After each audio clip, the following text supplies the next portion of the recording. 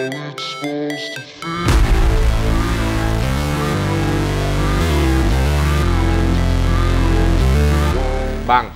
Apa, Cin? Bang, apa Cin? Apa, Jadi Cin? lupa gua Lupa. negor temen-temen. Aduh, menyapa teman-teman. Halo guys. Halo semuanya. Apa kabar guys? Baik. Nah, ini Bang.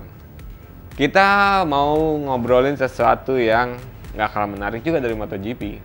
Oh, ini bukan MotoGP nih? MotoGP kan tadi udah. Oh, udah. Ini kita bahas apa Sekarang nih? kita mau ngebahas WSBK. World Superbike. World SBK. Wah. SBK. Karena kenapa Bang? Ya, Kalau berdasarkan dari hasil ya seri pertama kemarin di Aragon. Ini menarik nih. Artinya ya kalau dulu kan seolah-olah Rea ini untouchable lah, Iya. yang nggak tersentuh gitu kan. Rea Mania. Rea Mania. Arema itu Bang. Tahu. Arema itu Bang. Nah, ini nih, ini yang menurut gue menjadi seru. Ya, Walaupun tahun lalu sebenarnya disentuh-sentuh dikit lah sama Toprak. Betul. Akhirnya juga Toprak menjadi juara dunia juara kan. dunia, betul. Menghilangkan ya dominasinya Rea gitu. Nah, tapi dari seri awal ini udah seru. Ya. Dengan hadirnya Alvaro Bautista di Ducati. Nah, menurut Bang Joni nih, Iya. ke WSBK untuk di Belanda nanti, Iya. sirkuitnya Assen. Ini akan seperti apa, Bang? Ini ya kalau kita melihat dari Aragon nih akan terperikan juga di di World Superbike Assen karena ya praktis 3 pembalap ini. Ya. Di mana Toprak juara dunia, kemudian Jonathan Rea yang kehilangan juara dunia dan Super Bau atau Super Alvaro Bautista yang Super Bau. Wah. 2 musim itu di Honda, Ya. tidak ada hasil apa-apa, ditarik kembali nih kayak semacam apa ya, momentum kebangkitan dan balas dendam, redemption istilahnya. Karena di saat dia pertama Kayak kali Bob Marley ya, Redemption Song ya. Redemption. Dia Ternyata. 2018 itu kan pertama kali tampil di Superbike bersama Ducati dan itu langsung mencorong banget Superior. kan. Sekebon. Ya. Tapi Cuman ujung-ujungnya tetap di problemnya, sikat lagi sama Rea. iya, problemnya adalah dia tampil di sirkuit yang di MotoGP Ya. yang jadi hostnya, dia tahu tuh Ya. yang sirkuit di mana dipakai di MotoGP, dia tampil bagus, giliran belum pernah dipakai di MotoGP, Aduh. dia kedodoran, bahkan dia crash, akhirnya harus gagal. Dan kemudian ya itu tadi faktor iming-iming, karena waktu itu HRC awalnya kan bukan project full, Ya. tapi dia kemudian beralih menjadikan proyek SBK ini dipegang pabrikan Tim sepenuhnya. pabrikan, ya. Makanya meminta feedback dan masukan dari seorang pembalap berpengalaman, Alvaro Bautista, dan waktu itu Leon Haslam. Sayang tidak begitu mulus, ya Alvaro Bautista pun kesel karena dijanji-janjikan terus akan ditingkatkan performanya, akan dikembangkan hasil risetnya. Terlepas memang Bautista mengungkapkan faktor COVID kemarin juga, jadi membuat pengembangan HRC tidak berlanjut.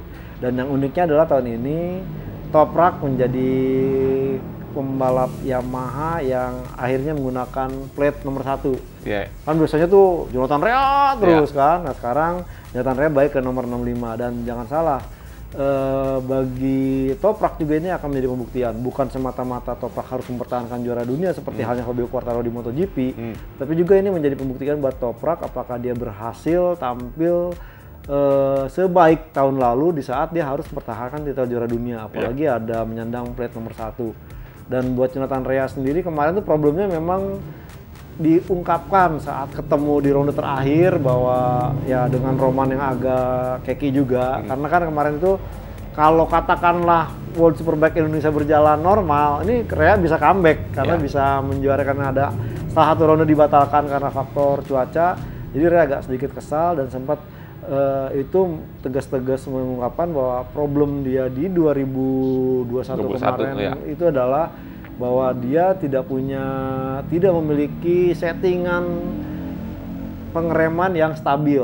Makanya dia tidak bisa menduel Toprak yang jago late braking, dan bukan persoalan si Rea tidak bisa melakukan late braking, tapi karena memang perangkatnya yang agak menyulitkan. Seandainya di setting late braking ini berpengaruh ke faktor pengereman belakang sehingga mengubah keseluruhan setting. Nah tahun ini Kawasaki ZX-10R-nya jauh lebih baik. Itu sebabnya kemarin di race pertama Aragon dia bisa menduel seorang Toprak Razgat Lioglu, Alvaro Bautista dengan sangat baik.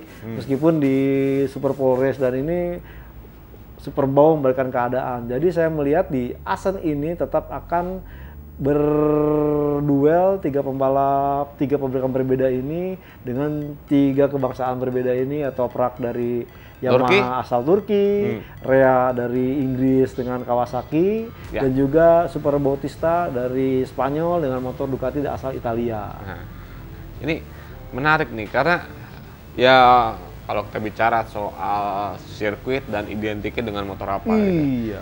Kalau untuk Assen ini kayaknya nggak berlaku juga ya. Betul. Maksudnya ya selama ini kan paradigmanya adalah ya Assen milik Yamaha. Iya, betul. Tapi tidak berlaku di World tidak Superbike. berlaku di World Superbike. Iya. Terutama ya hadir Rea. Iya, Jonathan Rea nih. Ya Kawasaki. Betul. Berhasil. Dominan nih. Ya. Sedangkan Ducati ya sosok lah ya, untuk di Assen ini. Turun naik ya, betul, gitu kan. Betul. Nah, tapi kalau kita bicara soal inline four, mungkin ya ini. Betul. Gitu, benar iya. Benar gitu nggak Bang? Betul. Ya, karena kalau kita bicara ya kayak tahun lalu aja Rea. Iya, Rea. Rea pangkat 3. Aduh, triple kuadrat. Betul, aduh. betul. Nah, ini kalau menurut lo, ya, siapa nih? Ini tetap akan mungkin masing-masing punya potensi tersendiri. Mungkin Jonathan Rea yakin karena motornya sudah seperti yang diinginkan. Tapi jangan salah, di saat kemarin itu Rea bermasalah dengan sistem pengereman, justru dia bisa tampil cukup apik. Berbeda dengan Toprak. Toprak pun sebenarnya kemarin itu bisa memberikan perlawanan. Sayang memang dia masih istilahnya karakter gaya balapnya itu belum bisa rolling speed penuh. Dia tuh emang jago banget untuk late braking dan ini diakuin oleh semua. Ya kayak kemarin Bang, iya, yang di Aragon. Kalau kan, itu bukan Toprak, belum tentu itu bisa ngeduel, ya bisa ngeduel si Rinaldi, terus udah gitu Bautista dan juga Rea. Betul. Karena kalau kita lihat ya power kalah. Iya, apalagi pas udah streetnya udah ditinggal banget udah langsung. Keluar 14-15 tuh udah tuh. Ducati emang wah keren banget tetap speednya. Tetap ngebelahnya ya apa Rea aja udah aduh. Dapat pasti ya. Itu yang pasti di Assen ini karakternya kan memang sirkuitnya twisty. Tidak terlalu banyak tikungan patah, tetapi hampir keseluruhan ini high speed cornering. Dan yang paling menentukan adalah chicken terakhir nih. Ini membutuhkan titik pengereman sebaik mungkin. Jadi bukan yang pengereman keras, tapi pengereman yang cuman istilahnya ya sekedut aja gitu untuk bisa memberikan traksi agar bisa membalikan arah motor, kemudian mengembalikan ke arah change directionnya, kemudian langsung finish. Nah ini salah satu kemarin tuh menjadi kelebihan seorang Jonathan Rea, di mana agak sulit untuk pembalap bisa mengambil di 2 tikungan terakhir di musim lalu. Nah mungkin di tahun ini Superbowl apalagi nih ya tipikal pembalap-pembalap yang agak nekat juga nih. Saklek juga ya? Ya, dan jangan salah 2 musim berada di Honda nih banyak ilmunya nih dia bagaimana mengatasi istilahnya karakter motor inline. Jangan salah, Honda di Superbike ini menggunakan inline, beda dengan di MotoGP menggunakan V4. Jadi setidaknya Superbowl atau Alvaro Bautista yang bisa mengetahui karakter motor inline yang ada di Kawasaki dan juga di Yamaha. Itu. Wah, karakter motor inline ternyata kekurangannya begini nih. Iya, kekurangannya gitu. Iya, jadi gua harus bagus di sini. Gitu. Betul. Oke, jadi siapa nih? Race 1, race 2, race Superpole nih. Ya kalau mamanya yang susah ya? Race 1 karena 3 race. Karena 3 race. Jadi bisa istilahnya ya bergantian lah ya. Di race 1 ini ntar di Superpole siapa ini agak susah. Tapi kalau untuk race 1 saya mungkin akan melihat seorang Superbowl mungkin mengatasi Jonathan Rea. Dan yang di posisi ketiga adalah Toprak Razgat Lioglu. Nah, kalau gua nih prediksi ya. Toprak di depan, terus Rea, dan terakhir ya Bautista. Oke. Kalau teman-teman kira-kira siapa nih gitu kan. Ini kita bicara cuma race 1 loh. Race 1 aja dulu. Karena Super Pole dan race 2, wah ini agak susah lagi. Betul. Ditebak. Karena kita harus ngeliat lagi dari hasil ya Super Pole. Iya. Gitu kan, Pak. Betul, Super Pole aja kan itu untuk. Jadi istilahnya kalau umpamanya di MotoGP itu sesi kualifikasi, kalau di Superbike itu Super Pole. Itu. Dan ada lagi untuk penentuan grid keduanya itu ditentukan dari hasil Super Pole race di mana 1 sampai 9 ini yang akan yang finish 9 itu akan menempati posisi terdepan. 10-nya masih berlaku menggunakan catatan waktu di Super Pole. Gitu. Jadi itulah guys, kenapa kualifikasinya beda ya Bang? Beda. Mbek sama kuda. Betul. Beda. Oke. Guys, itulah pembahasan kita tentang review ya. Review untuk World Superbike Belanda. Belanda 2022. Saya Kebudiansyah dari Autorus ID dan juga gridauto.com. Mohon pamit.